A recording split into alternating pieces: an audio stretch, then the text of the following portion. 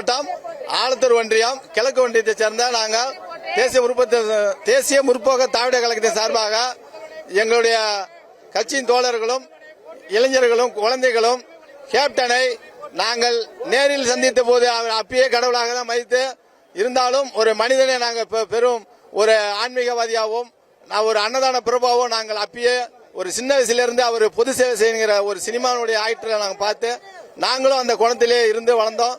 Captain இருந்த வரைக்கும் நாங்கள் தெய்வமா பார்த்த மாதிரி மனிதனா இருந்தாலும் தெய்வமா பார்த்தாங்க. இப்ப இறந்தும் அவர் இறந்ததுன்னு சொல்றாங்க, நாங்க இறந்ததா நாங்க நினைக்கல. எங்க கூட வாழ்ந்துட்டு இருக்காரு, எங்களுக்கு கடவுளா காட்சி அளிக்கிறாரு. நாங்க அவரை கடவுளா நினைத்து தான் போன ஆண்டும் முதலாம் ஆண்டு குரு பூஜைக்கு மாலை அணிவித்து வந்தோம். இந்த ஆண்டு இருமுடி கட்டி மாலை அணிவித்து விரதம் இருந்து 48 நாள் வந்திருக்கிறோம்.